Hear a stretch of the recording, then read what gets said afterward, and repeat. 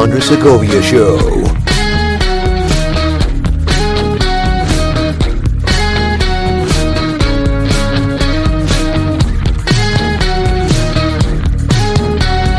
Welcome to the Rent Stabilization Show, everyone. I am your host, Andres, the Honest Broker. Thank you for joining me on this rainy day that I record this episode. In this episode, I kick off my first two-part series in which I'll be covering the subject of rent control. This episode, though, it's relations to Real Estate 101, in which I'll be answering the question, what is the Rent Stabilization Ordinance, or what's better known as simply rent control? If you tuned in to my previous episode of the News Roundup, you would have noticed that I had a lot more headlines dealing with rent control. And for my question and answer series, you would have noticed that I was addressing those said questions, especially for the local markets, especially the ones I service, because there's been a lot of rumblings, even in the local areas, about rent control. So that's how prevalent this issue is. It's been debated hotly in different city councils, and in some cases, some cities have gone to the extent of barring the opposition. And in that sense, what I mean is that the city councils locked out those who oppose rent control, because that's how much they want to push rent control into their respective cities. So in this episode, though, of the Andre Segovia Show, we're going to be answering the question, what is the Rent Stabilization Ordinance, in a segment of Real Estate 101. And in the next episode, I'll be addressing the myth that rent control is actually beneficial and does good. But that would be for the next episode. So you're going to want to stay tuned for that one. But first, I want to introduce this topic itself. Like, what is it? How did it come to be? And what is it exactly doing or meant to do? But to do that, I can't go over every single rent stabilization ordinance. So I'll be defining it more based along the lines of my local market. Mostly Los Angeles, because that's the biggest city that I service that has rent control. And it's a model that a lot of neighboring cities try to follow as well. And it's one of the oldest rent controls that I, as I understand it, in the state of California. But there are rent control cities. There's at least 15 cities in California that practice their own rent stabilization ordinance. Even the state of Oregon has gone to the extreme in just over a month ago, where they're introducing statewide rent control. And of course, this is even debated at the federal level. So this thing is just absolutely everywhere. But let's talk about the basics of what the Rent Stabilization Ordinance, or better known as rent control, is meant to do.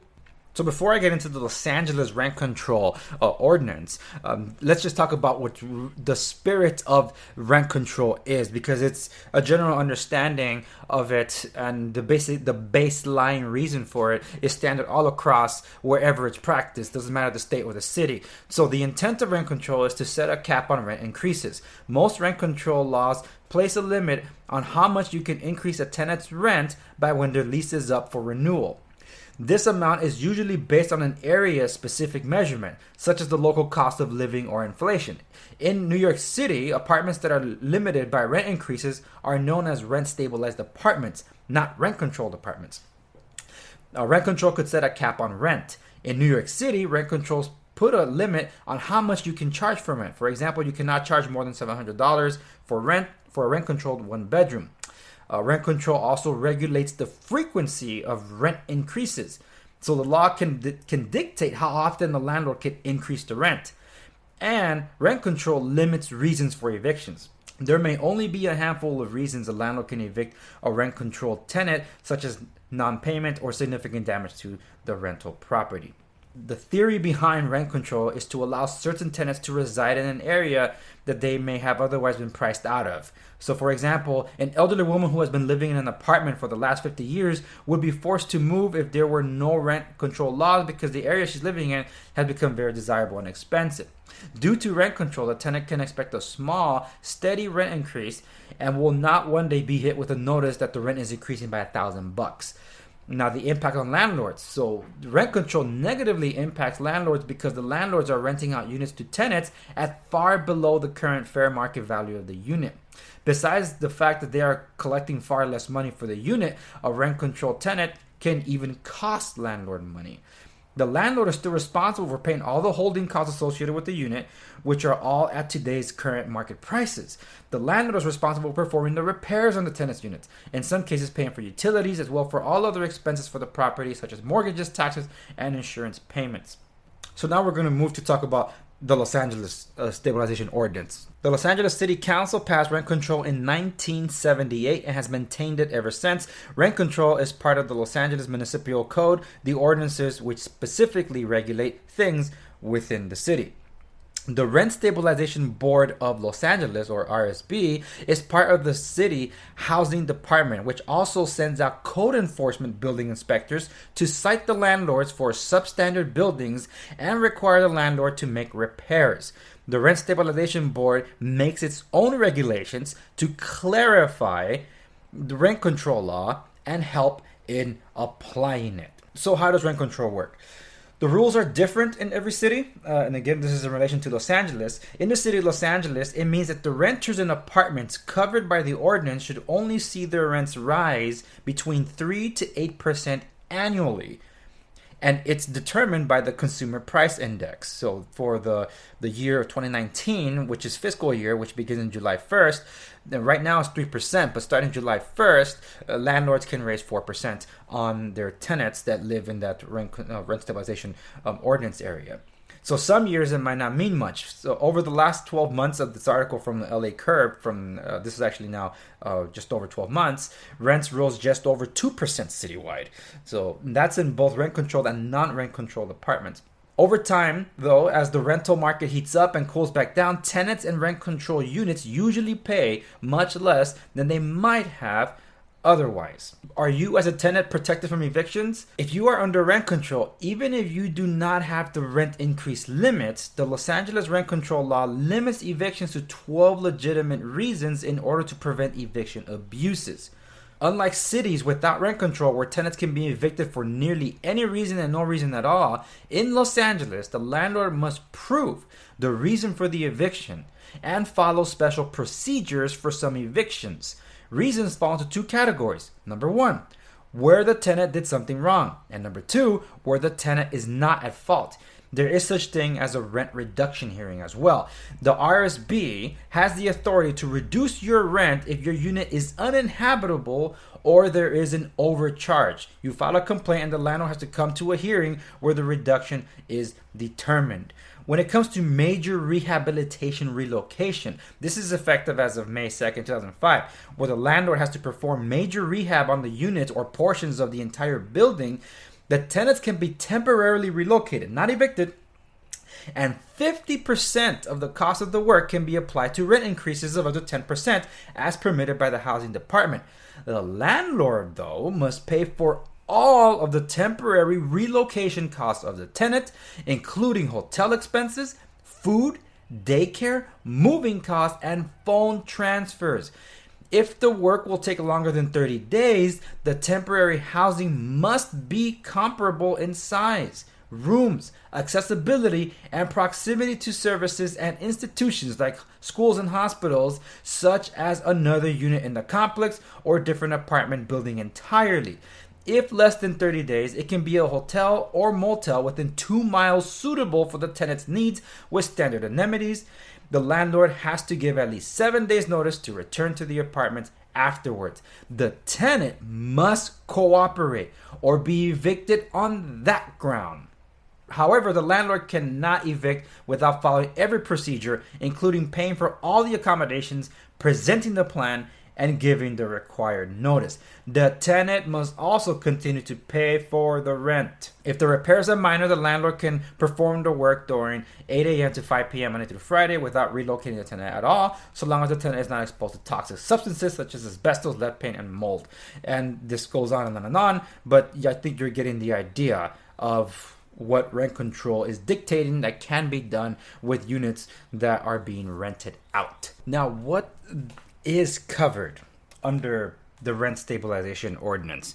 And this is where I'm pulling from the Los Angeles Housing Community and Investment Department to show you what's covered under all this. So generally, the RSO, Rent Stabilization Ordinance, applies to rental properties that were first built on or before October 1st, 1978, as well as replacement units under the RSO section 151.28. And it is any of the following: apartment, condominium, townhouse, duplex, 2 or more single family dwelling units on the same parcel, rooms in a hotel, motel, rooming house, or boarding house occupied by the same tenant for 30 or more consecutive days, residential units attached to a commercial building. Your rental unit is not subject to the RSO if you live in a single family home, you live in an affordable housing or luxury housing unit exempted by the HCIDLA, that's the Housing Community and Investment Department of Los Angeles. The rental unit was built after October 1st, 1978 in most instances. And if you live in a hotel or motel room that were occupied for less than 30 days, and if you rent a unit in a converted commercial building that converted to rental units after October 1st, 1978. What the RSO covers are allowable rent increases, registration of rental units, legal reasons for evictions, types of evictions requiring payment of tenant relocation assistance, and RSO disclosure notice for all cash for keys or buyout agreements. Let me highlight that section that the RSO covers registration of rental units. So as a property manager as well, can tell you that the properties managed, all of them in the rent control area of Los Angeles, need to be registered and annually paid a fee to the HCIDLA for simply having rental units. And by that, you're also funding whatever they're doing to come to your unit to inspect it and dictate to you whether or not it needs repairs and what to be done. Rent increases that do not require the approval are, for example, new rent levels established after a tenant voluntarily moves out, does not pay rent and is evicted, violated the lease agreement and is evicted for failure to comply with a tenant habitability plan, or is evicted per a city attorney order. Rent may be increased once every 12 months by an allowable rent increase percentage. They're effective the fiscal years of July 1st through June 30th. If an additional tenant moves into a rental unit, landlords can increase the rent within 60 days of learning about the additional tenant. And so on and so forth. There's a lot of little items that get a lot more specific. But the rent increases that require the approval of the Housing Community and Investment Department of Los Angeles is Capital Improvement Program or Primary Renovation Program, Rehabilitation Program, Seismic Retrofit Program, and Just and Reasonable Rent Increase. So a landlord can apply for a rent increase when their net operating income adjusted for inflation is not sufficient to cover the property's operating costs. Now, I will go into more detail about how this actually plays out in the next episode, where I debunk the myth that rent control is actually a good thing. So I can already tell you that as wonderful as all this sounds, especially to tenants who are paying rent and feel that the rent is really high, and in some cases akin to a mortgage, they would think that, well, yeah, this thing definitely looks after my own interest. Well, that's why I'm teasing for this next episode, because last year, the 2018 election cycle showed just how extreme this is getting and the damage that it's caused to cities that are practicing rent control, including the city of Los Angeles. So I will go into that and in the next episode. But until then, if you have any questions that I haven't yet answered in regards to rent control or what it all ultimately means, now you can hold on some of that because I might be answering it in the next episode. And if I don't, then by all means go to my Facebook page of the Andres Segovia, and you can put in your questions there. You can hit me up on any of the socials such as Instagram or Twitter. But most of all, you can stay up to date with everything that I'm doing through theandresegovia.com and listen to my show there as well. So you're going to want to like, share, subscribe to wherever you might be listening. If you're on YouTube listening to this, then you have to hit the notification bell to know when the next episode is up. And you can also leave your questions on the YouTube comment section, because I do check all that out. So there's many various ways you can reach out to me. But most of all, what I'm trying to do here is to share, in all fairness, what the intent was of rent control and ultimately how it's played out, because it's been enacted for multiple decades here in Los Angeles. there's a lot of smoke and mirrors being thrown up, so it can distract you as from an individual from learning the truth about rent control. So that does it for this episode of the program. I'll see you on the next one.